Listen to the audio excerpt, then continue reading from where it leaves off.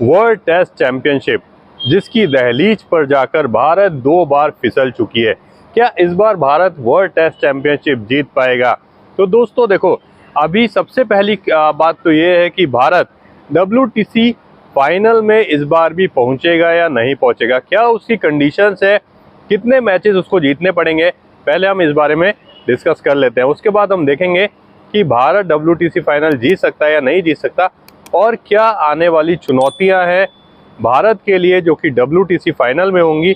और यदि बात करें तो आगे आने वाले कुछ सालों में, ठीक है, रोहित शर्मा के लिए होने वाली है, उस सब पे हम बात करते हैं। तो दोस्तों देखो, सबसे पहले यदि हम बात करें WTC फाइनल की कि भारत वहां पहुंचेगा या नहीं पहुंचेगा, तो दोस्तों भारत के पास अभी 10 मैचेस हैं, जिसमें 2 मैचेस हैं बांग्लादेश के अगेंस्ट इंडिया के अंदर, उसके बाद 3 मैचेस हैं न्यूजीलैंड के अगेंस्ट इंडिया के अंदर, उसके बाद 5 मैचेस हैं ऑस्ट्रेलिया के अंदर ऑस्ट्रेलिया के अगेंस्ट। ठीक है, अब इंडिया को 10 में से 6 मैच जीतने जरूरी हैं WTC फाइनल में पहुंचने के लिए विदाउट एनी कंडीशंस अलग, जस्ट लाइक इंडिया 5 मैच ही जीतती है 10 में से, तो फिर कंडीशन ये लगेंगी कि दूसरी टीम्स कितना मैच जीती है, ठीक है ना, वो काफ़ी सारी चीज़ें लग जाती है। तो हम चाहते हैं कि हम किसी दूसरे पे डिपेंड ना रहे।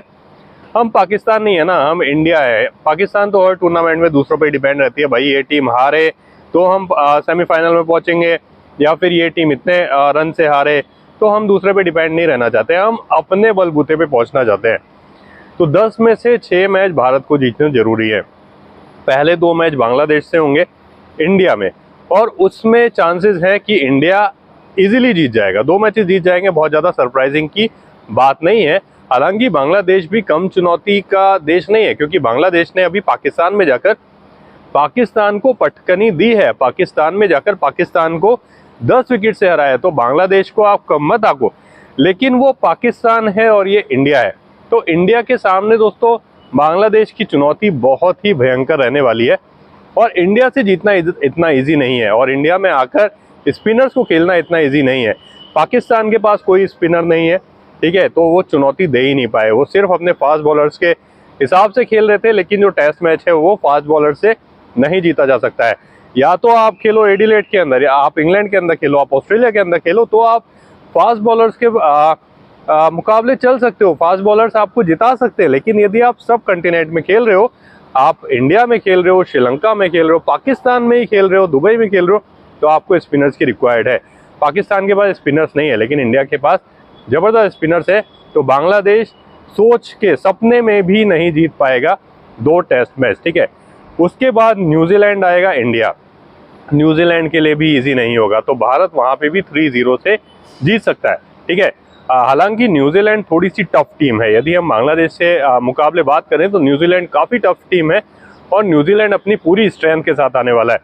वहाँ बड़े बड़े प्लेयर्स आएंगे, केन विलियमसन आएंगे, मिचेल सेंटनर आएंगे, इश सोडी, और वो अपने स्पिनर्स को भी अच्छा लेकर आएंगे। तो न्यूजीलैंड एक काफ़ी चुनौतीपूर्ण कंट्री होने वाली है, और न्यूजीलैंड से हमें तीनों के 3 मैचेस जीतने हैं, क्योंकि उसके बाद हमारी जो कंडीशन है वो बहुत टफ होने वाली है, सिचुएशन बहुत टफ होने वाली है। हमें ऑस्ट्रेलिया में जाके ऑस्ट्रेलिया को हराना पड़ेगा, 5 में से कम 1 मैच तो हराना ही पड़ेगा, यदि हम ये शुरू के 5 मैचेस जीत जाते हैं तो, ठीक है।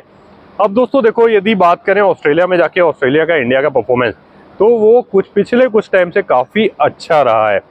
2018 में जो विराट कोहली की कैप्टेंसी में इंडियन टीम गई थी ऑस्ट्रेलिया, उन्होंने ऑस्ट्रेलिया में जाके ऑस्ट्रेलिया को पटकनी दी थी। ऑस्ट्रेलिया कहीं से कहीं तक सीरीज़ में नहीं आ पाया था, और इंडिया टेस्ट सीरीज़ जीत गया था। 2020 में स्टार्टिंग में विराट कोहली टीम में था, लेकिन विराट कोहली बाहर हो गया था पहले टेस्ट मैच के बाद ही, ठीक है। बहुत ज़्यादा प्रॉब्लम हो गई थी, लग रहा था कि इंडिया ये सीरीज़ भयंकर हार जाएगी, लेकिन अजिंक्य रहाणे ने उस टाइम की थी बाद में कैप्टेंसी।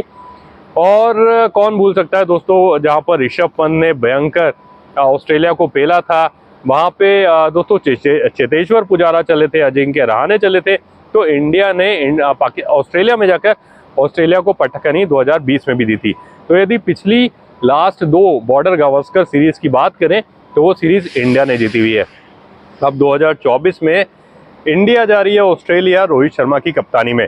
तो रोहित शर्मा से उम्मीदें हैं कि भारत का जो विजय अभियान है ऑस्ट्रेलिया में जाकर, वो बरकरार रहे और इंडिया जीते। अब दोस्तों देखो, वहाँ पर एक इंडिया के बड़े प्लेयर की वापसी भी हो रही है, जो कि है मोहम्मद शमी।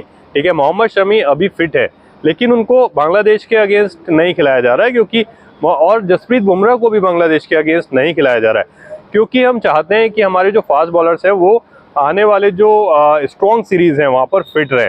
ठीक है, तो फिर मोहम्मद शमी, जसप्रीत बुमराह को ऑस्ट्रेलिया में पक्का खिलाया जाएगा।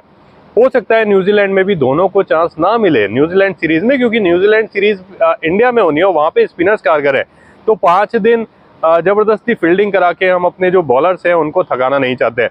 ऑस्ट्रेलिया में ये बॉलर्स बहुत ज़्यादा काम आएंगे।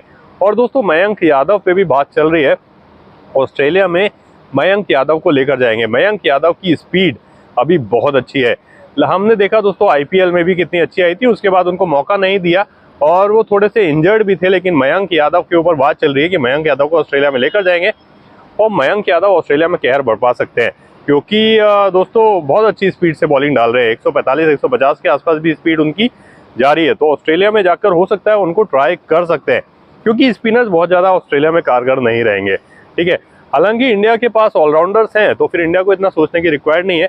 रविंद्र जडेजा, रविचंद्रन अश्विन ये एज ए बॉलर तो खेलेंगे ही, लेकिन बैटिंग से भी अच्छा परफॉर्मेंस करते हैं, तो ये तो खेलेंगे ऑस्ट्रेलिया में भी, लेकिन फास्ट बॉलर्स बहुत ज़्यादा कारगर रहेंगे। तो वहाँ पे जसप्रीत बुमराह, मोहम्मद शमी और शायद मयंक यादव, वैसे मोहम्मद सिराज भी अवेलेबल रहेंगे, लेकिन मयंक यादव वहाँ पे काफ़ी इंपॉर्टेंट रोल प्ले कर सकते हैं। 6 में से सिर्फ 1 मैच जीतने होंगे। यदि हमने शुरू के स्टार्टिंग के 5 मैचेस इंडिया में जीत लिए तो इंडिया फाइनल में पहुँच जाएगा। फाइनल की चुनौती बहुत भयंकर इस बार भी होने वाली है, क्योंकि इस बार भी जो फाइनल होगा वो होगा इंग्लैंड के अंदर। ठीक है दोस्तों, आई थिंक लीड्स में होगा वो मैच, और उस देखो जो फाइनल होगा ना, उसके बाद इंग्लैंड में इंडिया 5 टेस्ट मैच की सीरीज खेलने वाला है, लेकिन उससे पहले जस्ट आईपीएल होगा। आईपीएल के बाद इंडियन टीम इंग्लैंड जाएगी वो WTC फाइनल खेलने के लिए, तो वहाँ पे चुनौती अलग होगी, क्योंकि यदि जो 5 टेस्ट मैच की सीरीज़ है इंग्लैंड में, यदि वो WTC फाइनल से पहले होती तो इंडिया को बहुत ज़्यादा स्ट्रॉन्ग कंटेंडर माना जा सकता था, क्योंकि इंग्लैंड उस हिसाब से अपने आप को ढाल लेता। 5 टेस्ट मैच की सीरीज़ बहुत बड़ी होती है, लेकिन डायरेक्ट आप आईपीएल के बाद WTC फाइनल खिला रहे हो, एक ही मैच होगा, तो इस बार भी चुनौती बड़ी होगी, लेकिन इंडियन टीम इस बार रेडी होगी और WTC फाइनल मतलब जीतने की पूरी चाह होगी, क्योंकि पिछले यदि 2 बार की बात करें तो दोनों बार इंडियन टीम फाइनल में पहुंची है, लेकिन फाइनल हार गई है। एक बार न्यूजीलैंड के हाथों और एक बार ऑस्ट्रेलिया के हाथों। इस बार इंडियन टीम फाइनल पक्का जीतना चाहेगी और दोस्तों पूरी स्ट्रेंथ के साथ खेलेगी, और कुछ टाइम पहले हो सकता है वो पहुंच जाए, प्रैक्टिस अच्छी करें, क्योंकि वो चाहेंगे कि इस बार ट्रॉफी हमारे हाथ से ना निकले। ठीक है, तो दोस्तों इंडिया बहुत ज़्यादा प्रबल दावेदार है WTC फाइनल में पहुँचने के लिए। उसके बाद बात करें कि रोहित शर्मा की चुनौती अभी बहुत सारी है, क्योंकि उसके बाद होना है चैंपियंस ट्रॉफी, और जो दुबई में दोस्तों इंडिया के मैचेस होंगे। ठीक है, वैसे तो पाकिस्तान होस्ट कर रहा है, लेकिन इंडिया के मैचेस दुबई में होंगे, और दुबई में जाके दोस्तों इंडिया के लिए थोड़ी सी कंडीशन टफ होने वाली है, क्योंकि वहाँ की जो पिच है ना, वो बहुत ज़्यादा स्पिन फ्रेंडली नहीं होती है, बहुत ज़्यादा बैटिंग फ्रेंडली नहीं होती है, थोड़ी फास्ट बॉलर्स को ज़्यादा हेल्प मिलती है, थोड़ी सी डिफरेंट पिच है, तो वहाँ पर जाके इंडिया को अपने आप को ढालना पड़ेगा। तो चैंपियंस ट्रॉफी भी काफ़ी टफ होने वाली है। और दोस्तों हम बात करें, देखो यदि ये मोहम्मद शमी अभी पूरी तरह से फिट है, मोहम्मद शमी चैंपियंस ट्रॉफी में भी हमको खेलते हुए नजर आ सकते हैं। दुबई में काफ़ी ज़्यादा इंपॉर्टेंट होंगे फास्ट बॉलर्स, तो जसप्रीत बुमराह, मोहम्मद शमी, ये दोनों हमको दिख सकते हैं। और देखो यदि रोहित शर्मा को ODI में कैप्टन बनाया ना, हो सकता है कि रोहित शर्मा अभी दोस्तों जो WTC फाइनल होगा उसके बाद हो सकता है, अभी कोई कंफर्म नहीं है, कि टेस्ट की कैप्टनसी ना करे, क्योंकि वो साइकिल चलेगी 2025 से 2027 तक। ठीक है, तो वहाँ पर हो सकता है पूरी साइकिल के लिए एक नया कप्तान हमको देखने को मिले टेस्ट के अंदर। लेकिन अभी रोहित शर्मा को जो ODI कैप्टन बनाया गया वो फिलहाल चैंपियंस ट्रॉफी के लिए बनाया गया, लेकिन यदि चैंपियंस ट्रॉफी तक रोहित शर्मा फिट रहते हैं और बहुत अच्छा परफॉर्मेंस करते हैं, तो हो सकता है कि Rohit Sharma 2027 ODI world cup में भी हमको देखने को मिले। तो ये 3 बड़ी चुनौती इंडिया के लिए होने वाली है।